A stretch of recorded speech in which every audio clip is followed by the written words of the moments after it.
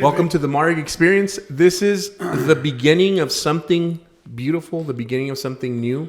And of course, we couldn't do it without bringing first, the originals. We're going to be having on this platform, we're going to be having different guests from, leaders in the industry, loan officers, other members of the company, of other departments here at MAREG. But of course, this is where it all started. It all started with some imagination with the people in this room, and I'm very, very excited. So tell me a little bit who you are and what you do here at the company. Me? I'm JC Robledo. Been with Mario since, 6 years now, MAREG. We started off with a couple of different brokerages, but he became a broker and we settled in. I'm happy. Happy? My boy? My name is Julio Ayala. I've been in MAREG since I was born, 32 years of my life. Never been happier. You're only 32? Okay. 32. You look older. I feel old, bro. Well, my name's Hector de la Canal, and I've known Mario for, 10 years? 11 years? Something like that. But we started in real estate in 2016, so that's 7 years now. Yeah. So we've been doing it for 7 years. We've been realtors for about 7 years. Why realtors? Why did we? I know that we all came from different backgrounds. Myself and Juan Carlos, we knew each other from the call center days. Myself and Julio, we knew each other from when we were born. We shared a room. And then Hector and I, we know each other from Sprint. And about 7 years ago, right, we started this little journey that we call real estate. Before real estate, what were you doing, Julio? For real estate, I was in school. UTEP minor, and then picks up, guys. The minute I graduated, we went over to the El Paso Central Appraisal District. I was there for about a year and a half. Once I got my first paycheck, I knew I did not want to be there. From thereafter, I got a phone call to my desk, and then long behold, it was Mario, and he told me, "Hey, I'm doing my own real estate team. I need you to be my number one or my number two." So that's all I needed to hear. I hung up. I gave my 2 weeks notice right then and there and never looked back.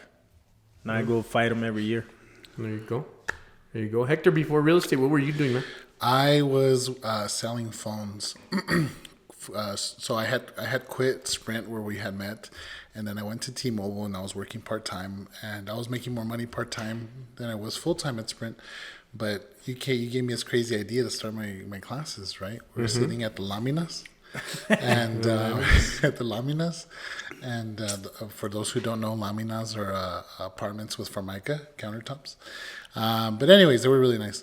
And long story short, he had recently quit or got let go. I don't remember the exact story from Saratoga. He got let go. He got promoted. He got promoted to client. And this was like January 1st or 2nd. And I was sitting there at T-Mobile, and I don't know if you work a retail business, but in cell phones, at least, you get those people that come in and they just want to make a payment. They don't want to talk. They don't want to be sold. They don't want nothing. They just want to waste your time and make a payment because they can make a payment line for free, right? So Mario calls me. He's like, "Hey, let's do this." And then I was like, you know what? My 401k just vested. I was like, let's do it. So I just stood up and then I quit and I burned the boat, and that was it. I quit. And then I got my license. I drove to Midland. Mario didn't think I was going to pass it the first time, but I'm really smart, and I did. And I got my license, and then my first contract was a real good friend of mine from Sprint. She bought a Casas de Leon.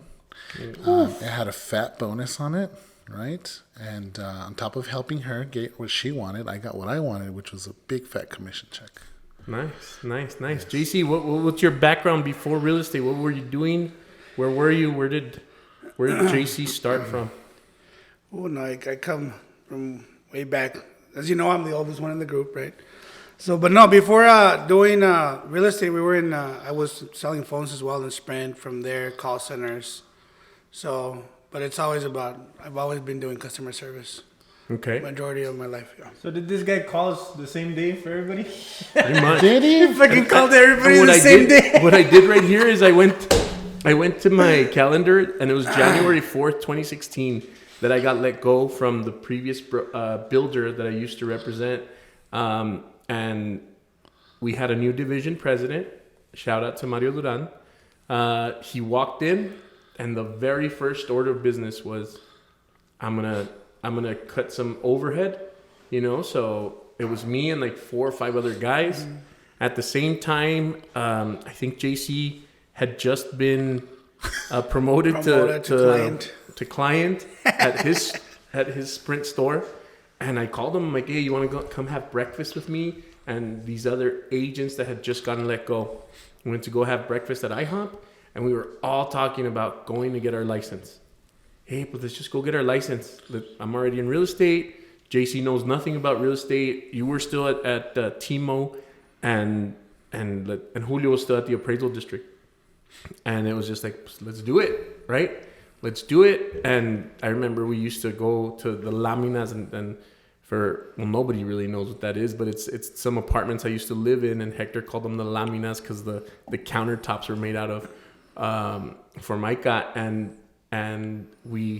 that was our little training camp, and we would meet there every day to pass the courses. So right now, like when I hear people, but it's taken me 5, 6, 7 months. Like we did it in a matter of 4 weeks, 3-4 weeks. I think less. No, I Yeah. think like 2 weeks. And then it was off to the races, right? Do you think? I mean, I personally do feel like this is my career, real estate and developing people and things like that. Do you think this was, for instance, Julio, you coming from the appraisal district? Do you feel like real estate is definitely a career, not just a job for you? Yeah, it's a lifestyle more than anything, because you have to be consumed by it. You have to be insane. Mm-hmm. In other words, to be really good at it, you have to be insane. Of course, we get everything you would expect from it when you don't pay attention to other things, the kids, the house, the car, the wives.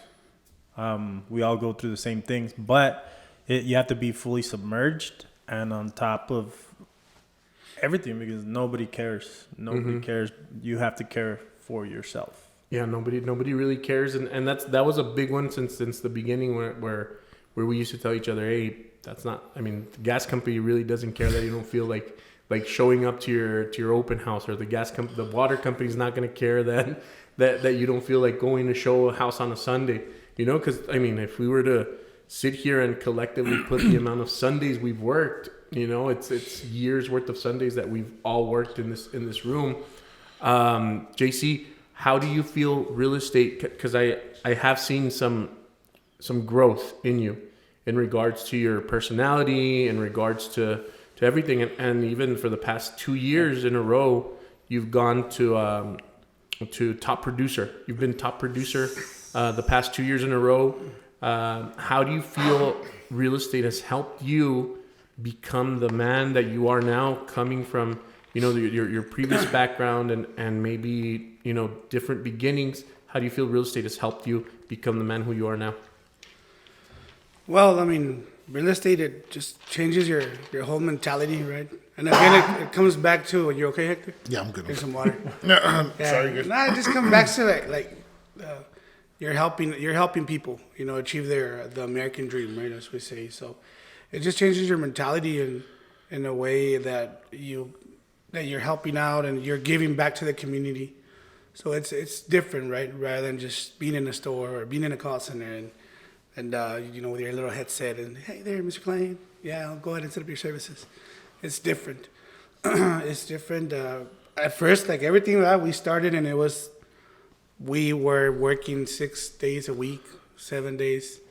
Didn't have time for our families, but that I think that has changed now. But we've come a long way. It's not easy. It's not easy. Easy. Yeah, it's not easy. Oh yeah, in the beginning we never had any time for the family, but now. All the time. Hey, my coach now. Hey, guys. Show the tan line for the camera. Show the tan line. Oh, there you go, my boy. Look, see, here's the thing, guys. Here's the thing: is that I've come to realize that we have one life to live, and the next generation is up and coming, and the more time that we can spend with them is something that we're going to cherish when we're older, as compared to just diving in 100% in your work. You know what I mean? A good friend of mine told me a long time ago when I started real estate, he always told me, he's like, make sure you put your family first in this business, because if not, it's going to consume you. You can't just be at someone's whim because they want to see a house or buy a house. And I've taken too much advantage of all of that, but I mean, I wouldn't trade anything for the world. I wouldn't trade going to a tournament on a weekend. Like, I lost 2 clients. I've lost 2 clients going on a tournament on the weekend because me and my wife decided to go when probably one of us should have stayed. But you know what? I got to see my girls dominate. You know what I mean? And I have really, really good girls that excel in sports and education. Shout out Boobush. Shout out to little Boobush. Guys, I'm telling you guys right now, throw up the X, when she's in 8th grade going into 9th grade, she's going to be scouted for a D1 school, guys. I'm telling you guys that right school, now. D1. She's going to either go to Florida, she's going to go to Texas Tech, she's going to go to UT Austin, she's going to go somewhere big. But that little kid, like, I talked to my friend real quick. I talked to a friend of mine, and he's been, watching girls play for like forever. And I said, how common is it for an 8-year-old to hit over 200 feet, right? And he said, maybe I've seen 1 or 2 do that. And both of them played D1. So, that's good. That's good. I know that with my boy JC, we have Lomosa, Little Baby Moj, but we also have Gio, which he's what is he? State champion? He's state champion right now, yeah. Awesome. Second in the country. Okay, number 2 in the country in what sport? In Taekwondo.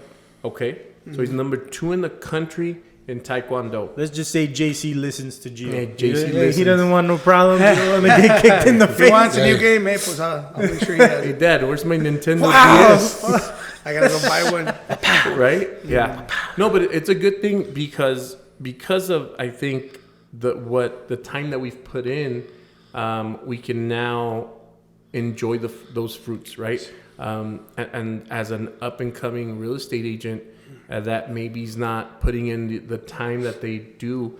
Look at these old lions, which you'd be considered old lions in the game, and just look at the time we've put in. Of course, right now everybody sees was the brokerage and the builder and this and that, but we didn't land where we're at, right? We've been fighting for the spot since day one, and now we're seeing just now the fruits of our benefits. The fruits of our labor, and I think it's definitely paying off. And I think those are definitely topics that we're going to be discussing in future episodes. This is kind of just like a little feeler for everyone to know who we are, what we do. What do you think is your specialty when it comes to helping? If you said this is my niche, this is the clientele that I attract the most. What do you think is your specialty, JC? Also, I have plenty. I have that, I would say, personality, that character, where I believe that, how do you say this? Carisma. Yeah, charisma. Charisma. Mm-hmm. O sea, así como que fancy. Spanglish is coming out. So, Okay. Sí, como que no le caigo bien a la gente. Bueno, en mi opinión, pero pues es cada gente.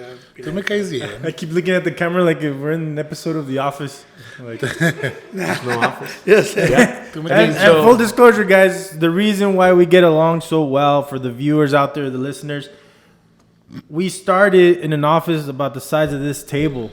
So Literally. if you can imagine 4 gorillas in an office, just fucking trying to make phone calls. We've grown climbing a little over since. each other, trying to grown a connect their little. phones or computers. Yeah, that's So I think that's what made us really close. One thing, because we were in the trenches, as they say, together. And of course, one of these days we're gonna be like, remember when we were there? I think we're already remembering it. Like, damn, like Exactly. it was It's maybe so the size cool. of this table. It's so cool. I'm so happy. I'm so blessed for this opportunity we had, man. Like, I think about it every day. Like, I do whatever I want whenever I want.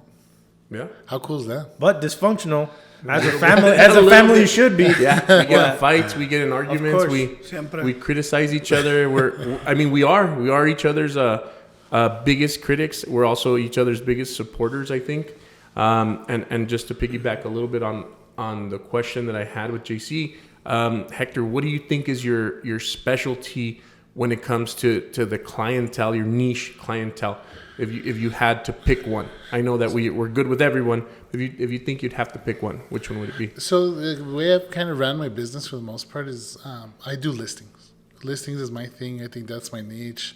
I'm very good at negotiating on behalf of my clients and representing their best interests. Where my wife, I kind of give her my buyers, right? Okay. And I think that she has a little more tender touch because I have, believe it or not, once or twice kind of lost the buyer, but luckily Melissa was able to save it.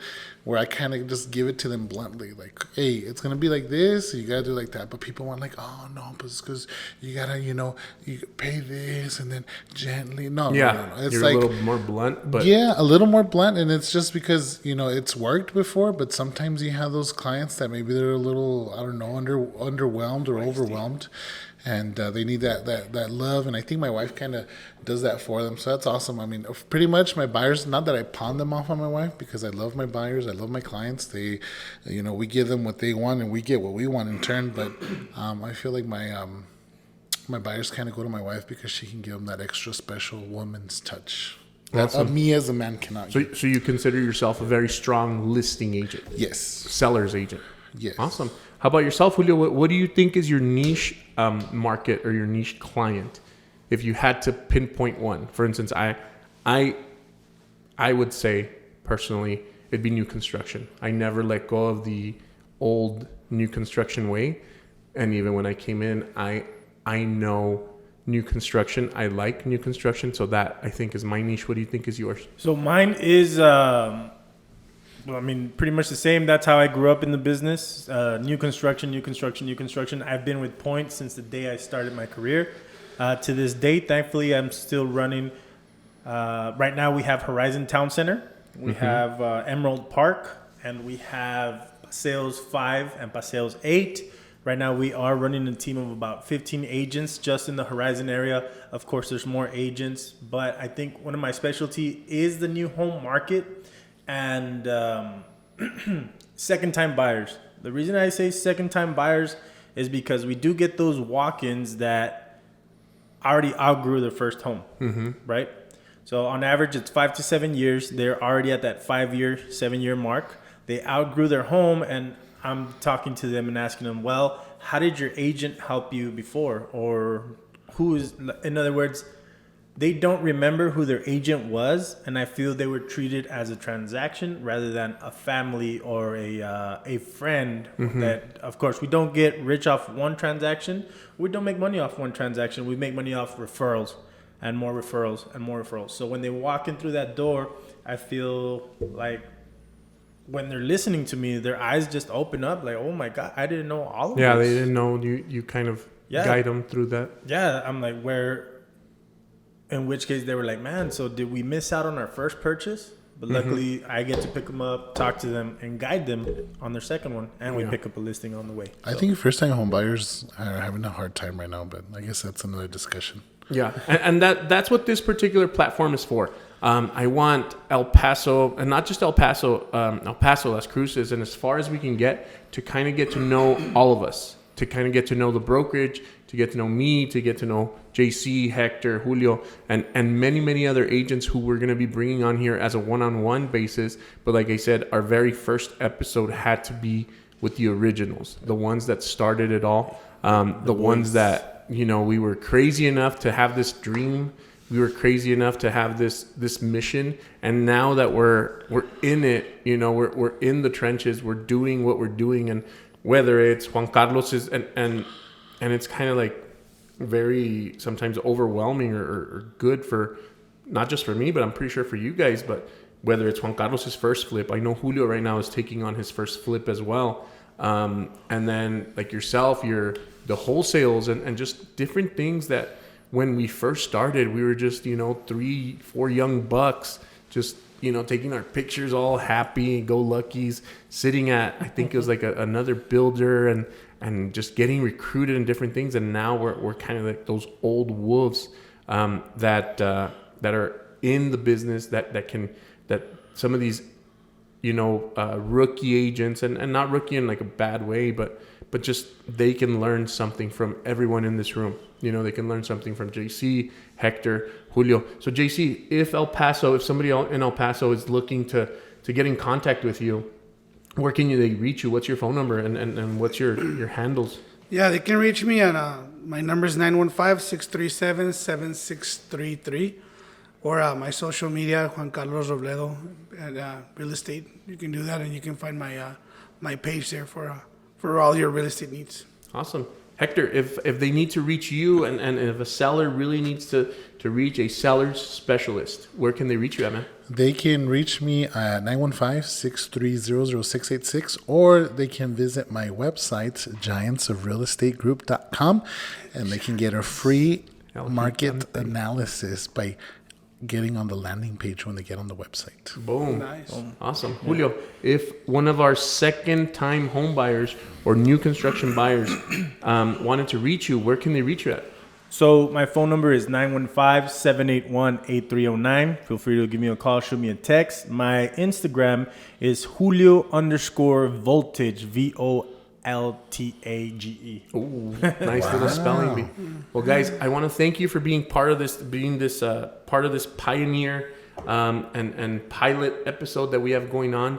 I hope this is the first of many, many that are to come, and I hope that I can sit here and have El Paso a little one-on-one with JC, so they can know what he's all about. Maybe a little one-on-one with the giants of real estate, and a little background on that. A one-on-one with my brother, which is different, and it's going to be really, really cool because we have in this room alone, and the other people that are going to be coming on board, the stories that we're going to have to tell El Paso, I think are going to be really, really interesting, to say the least. So I look forward to it, man. So thank you very, very much for coming on the pilot episode, guys.